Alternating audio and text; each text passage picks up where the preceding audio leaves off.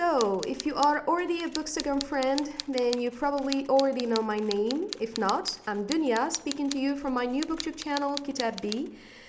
Well, I was super excited to film this video that I totally forgot to do an intro. So, if you are interested to know more about the books I'll be speaking about, then keep watching. Over the years, and after I have obviously read for different authors from different genres, there are some books that once I have finished, I felt completely detached from. Even when they were really hyped books that I saw everyone talking about, everyone praising and loving and enjoying, I just felt that I didn't connect with the story. The characters maybe were too shallow for me. I don't know, the writing style. And of course there might be other reasons behind that. On the other hand, there are some books that I have read years and years ago and that are still stuck in my memory. And part of them, a great part of them, are childhood reads. In this video, I would like to share with you a collection of books that I have read throughout the years, and I'm sure I would never stop recommending.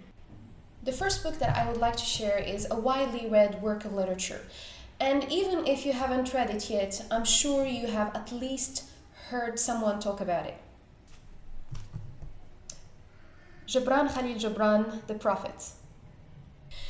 Now, what can I say about this book? I can simply say that it's a masterpiece. The Prophet kind of reassures me that life is still worth living. This book is a set of essays written poetically and that shed light on most, if not all, aspects of life. Love, friendship, work, health, money, etc., etc. I personally think that The Prophet is way ahead of its time. I mean, it always fits and it's always gonna make sense, at least to me.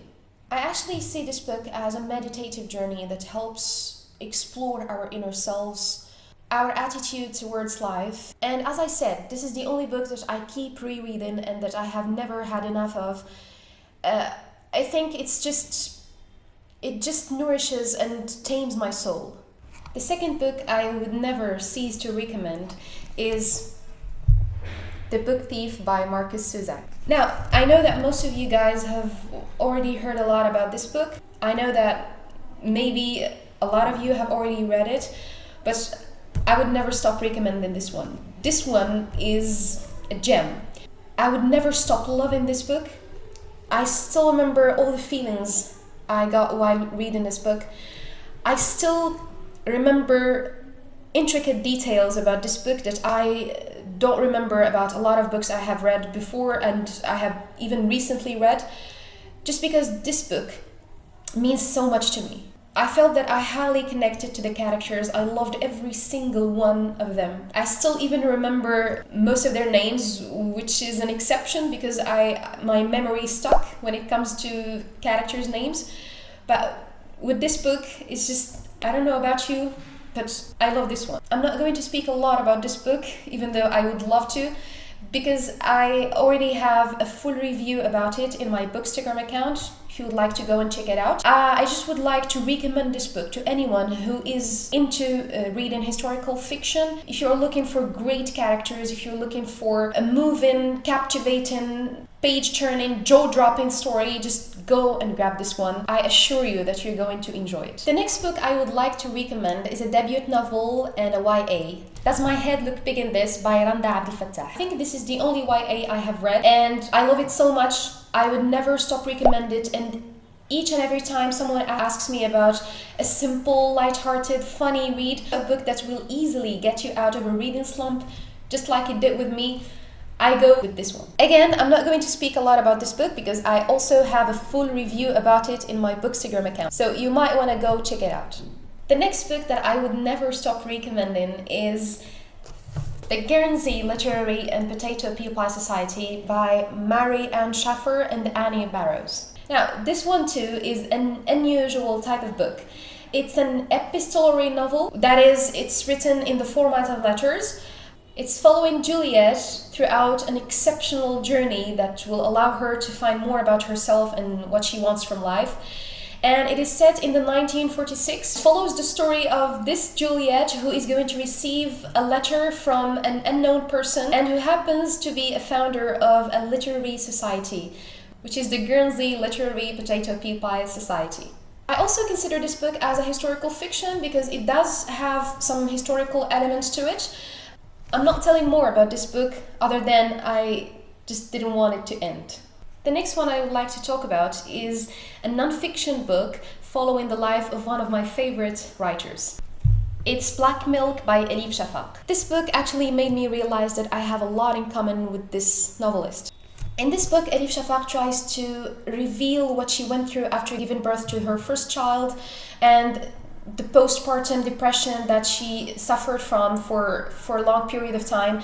However, this is not just about Elif Shafak. And this is what I find so interesting about this book. This book has lots of interesting facts and references to important female authors, just like Zelda Fitzgerald, Sylvia Plath, Simone de Beauvoir, and Annie Rand. I think that this might be the hardest book to write for Elif Shafak because it feels and it seems like she put a lot of efforts. She tried as much as she could to reveal so much about herself, about her inner thoughts, about who she really is, about her beliefs and principles. And I actually see this as an instruction manual to understanding who Elif Shafak is. Now, I would recommend this book to a specific kind of readers. If you're looking for a non-fiction with interesting literary references, if you'd like to explore more about female authors and about the impact of female literature on the world, I think this might be a good choice for you. Also, if you are a mother or a mother-to-be, or if you're thinking about having kids in the near future, I think that you might want to grab this one. I feel like I've talked too much in this video, so I'm going to stop here. I'm not done with my list yet. I still have more books to share and I think I'm gonna make another video.